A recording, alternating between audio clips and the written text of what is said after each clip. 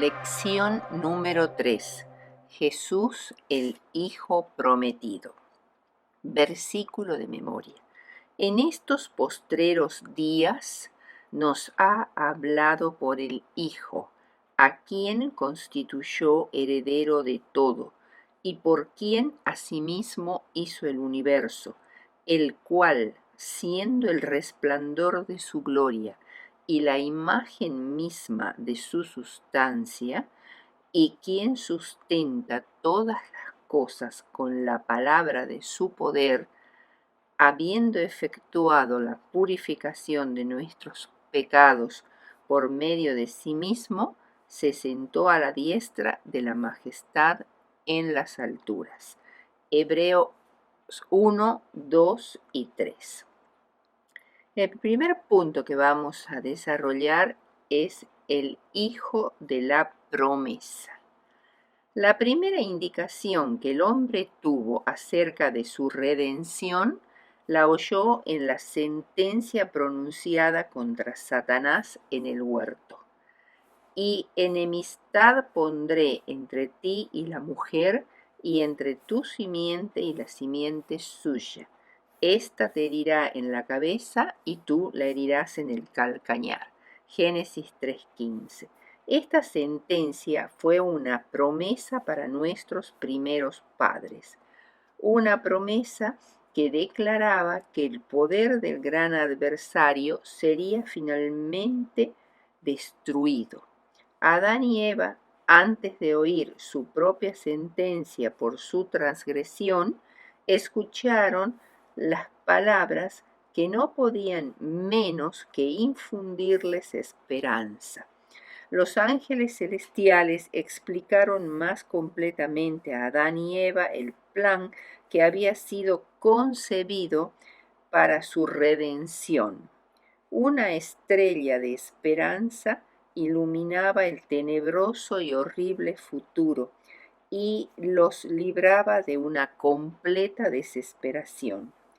Cuando nació Caín, el primogénito de Adán y Eva, se regocijaron creyendo que este hijo sería el libertador prometido, pero amargamente pudieron comprobar que Caín tenía los rasgos del enemigo, abrigaba sentimientos de rebelión y murmuraba contra Dios, poniendo en tela de juicio la autoridad y la justicia divinas.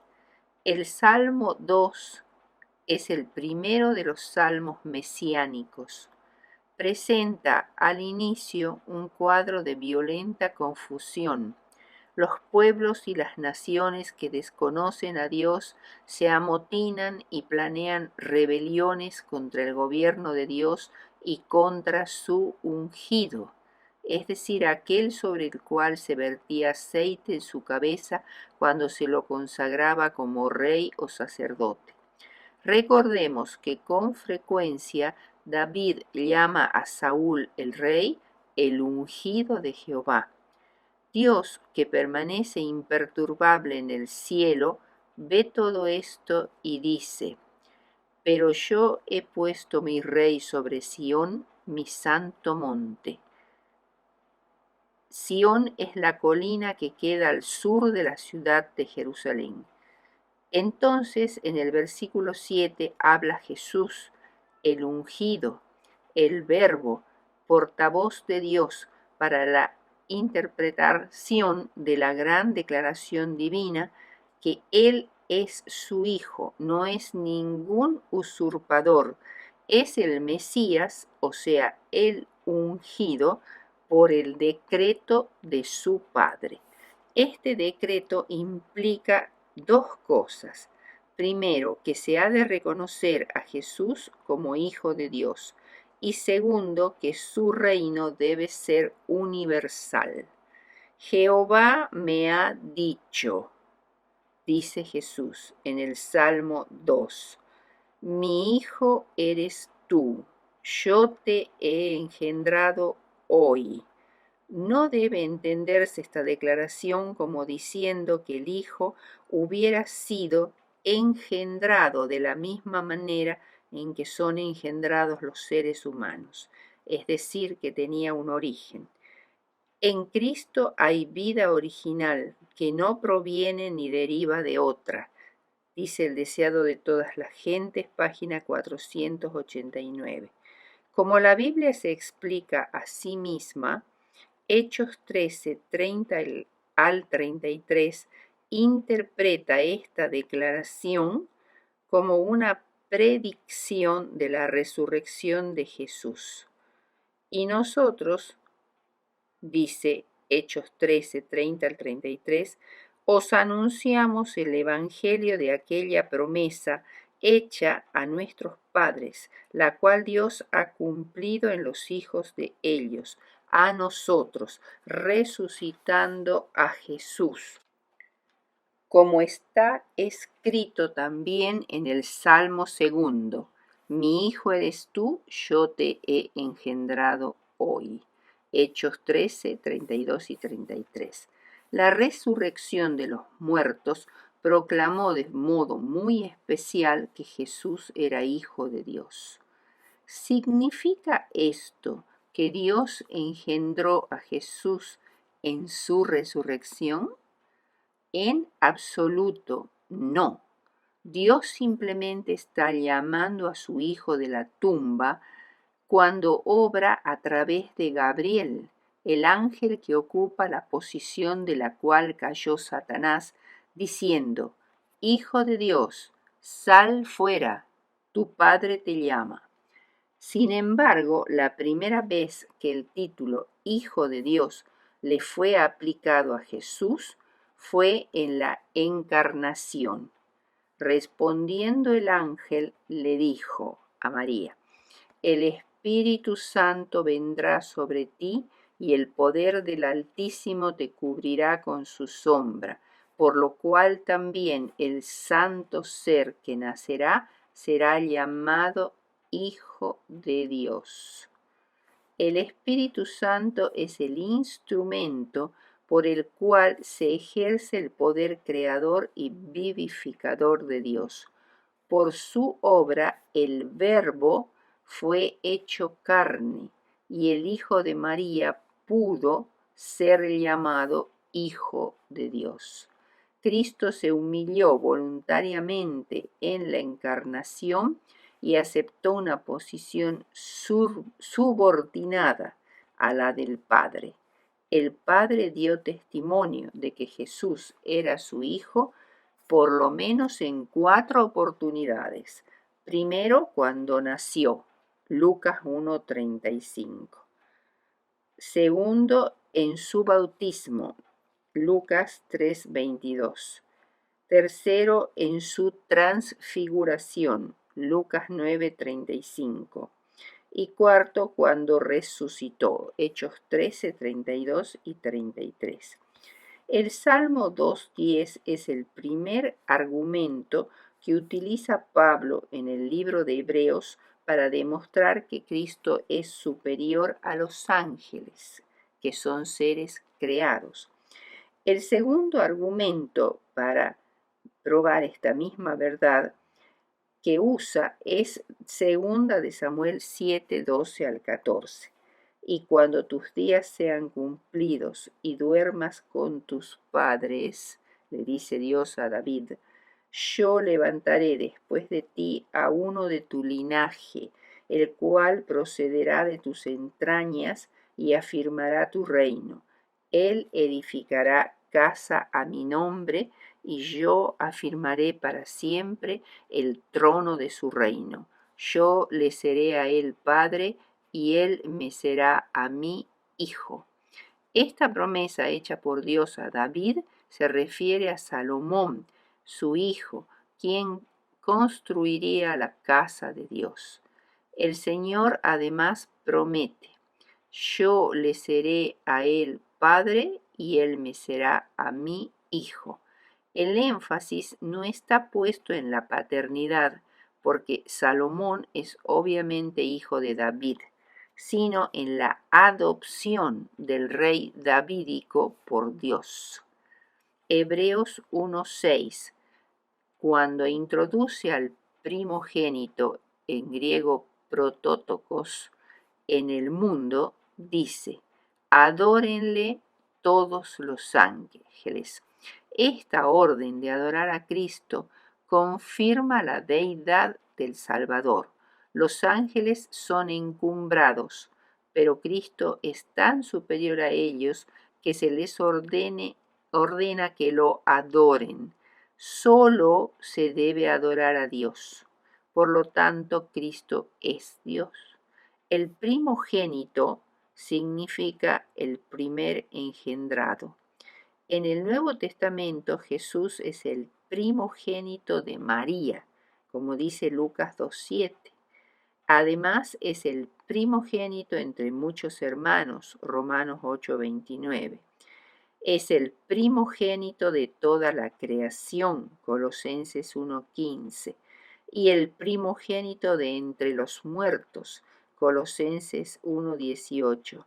Estos textos muestran que el título primogénito se refiere no tanto al hecho de haber sido engendrado primero, sino a la preeminencia de Cristo, a ser el primero en la iglesia, en la creación, en el cosmos y en los resucitados.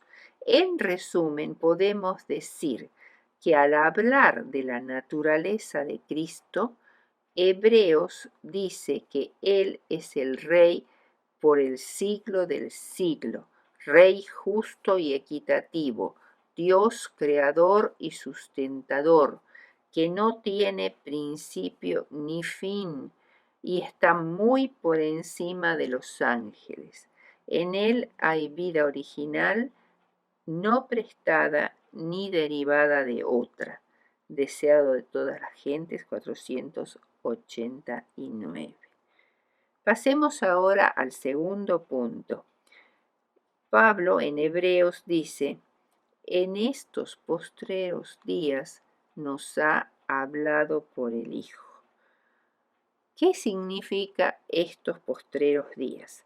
Los primeros creyentes cristianos, incluyendo a los apóstoles, creían que vivían en los últimos días, los postreros días, y que estos postreros días culminarían con la segunda venida de Cristo.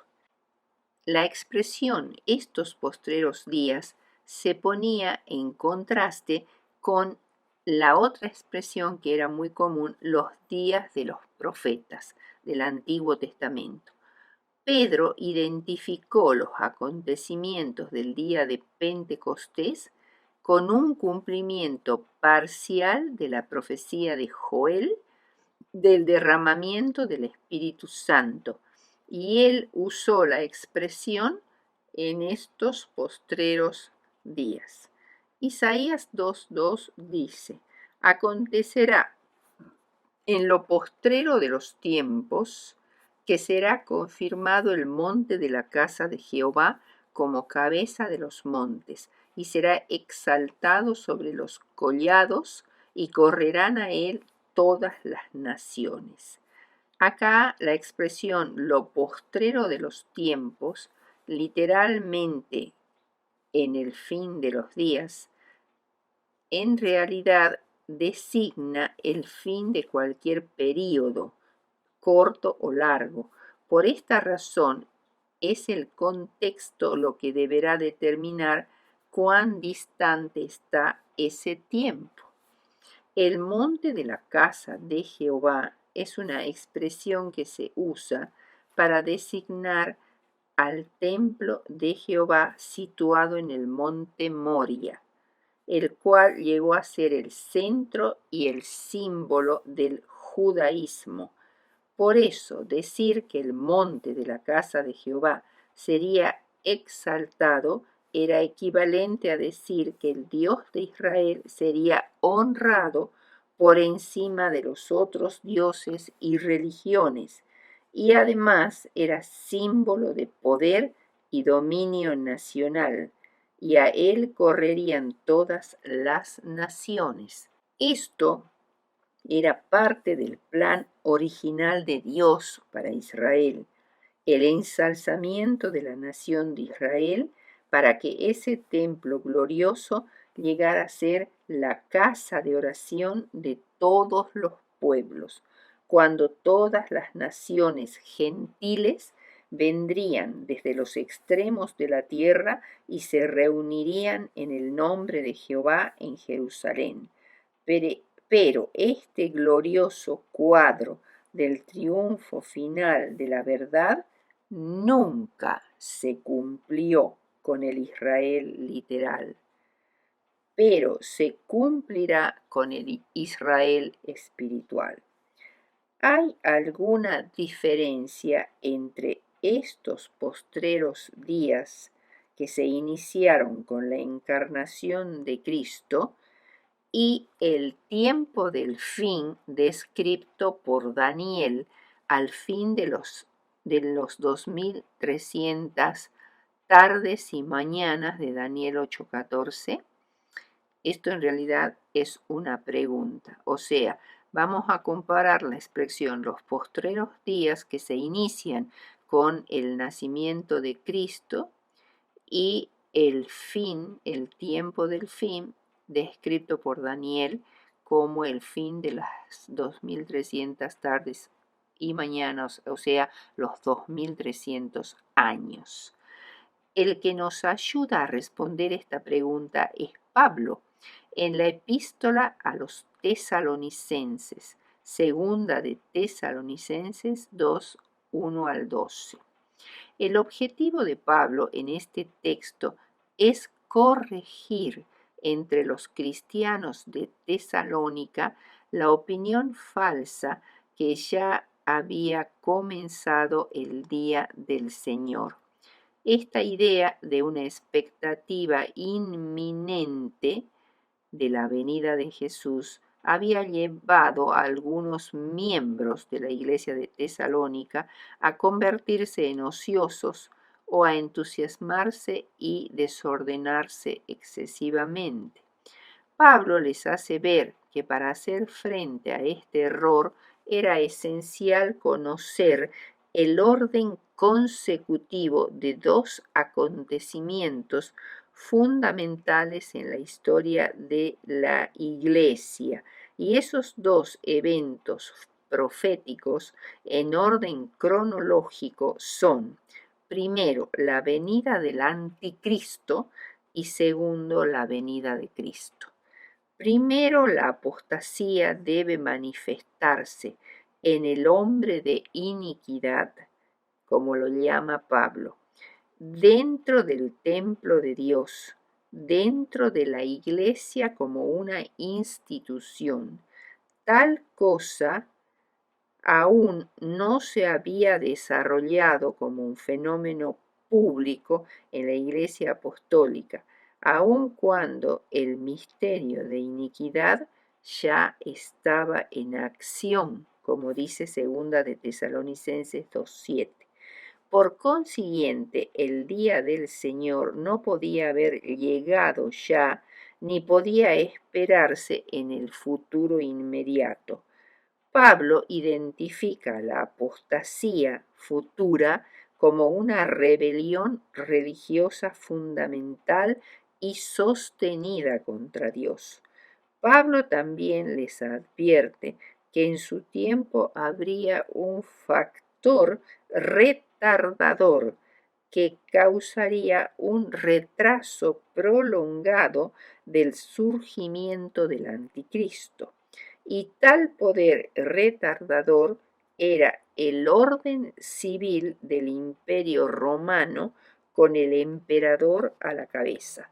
El apóstol declara que la manifestación pública del hombre de pecado ocurrirá solo después de un desarrollo histórico prolongado de fuerzas ocultas que ya estaban activas en el propio tiempo de Pablo.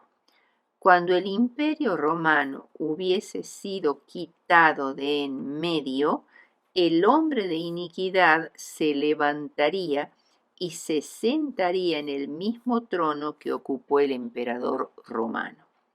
Aún hoy hay varios acontecimientos pendientes, como las 7 últimas plagas, la ley dominical, etc. Y nuestro deber es estar atentos a estos acontecimientos que preceden al fin y a la segunda venida gloriosa de nuestro Señor Jesucristo. El tercer punto es el resplandor de la gloria de Dios. En Hebreos 1, 2 al 4 se califica al Hijo, es decir, a Cristo, como el heredero de todo, el creador del universo, el resplandor de su gloria y la imagen misma de su sustancia, el sustentador de todas las cosas y el que llevó a cabo la dificilísima tarea de purificar la tierra de pecado. El Mesías comparte el trono del universo con el Padre. Cristo vino para restituir el gobierno de Dios en este mundo, y cuando esta tarea se complete, entregará al Padre el reino restaurado. Él es el agente activo que actuó en la creación del universo, todas las cosas, las visibles y las invisibles. Además, Él es el sustentador de todo este universo. Él es el resplandor de la gloria de Dios. Cuando miramos al sol, no podemos verlo por su gran esplendor, sino solo vemos sus rayos. Tampoco vemos al Padre, sino al Hijo, porque el Padre habita en luz inaccesible, a quien ninguno de los hombres ha visto ni puede ver. La gloria de Dios es la suma total de todos sus atributos. Cuando Moisés le pidió a Dios que le mostrara su gloria, Dios le respondió: yo haré pasar todo mi bien, es decir, mi bondad, delante de tu rostro. Según el deseado de todas las gentes, página 11, la gloria de Dios es su carácter. Cristo siempre había sido la gloria de Dios, la imagen misma de su sustancia. Esto significa la impronta exacta de Dios, de su sustancia, es decir, el meollo, la esencia, la realidad de Dios, la naturaleza íntima y el verdadero ser. Esto significa más que una semejanza externa, es la expresión exacta y verdadera de la naturaleza íntima de Dios.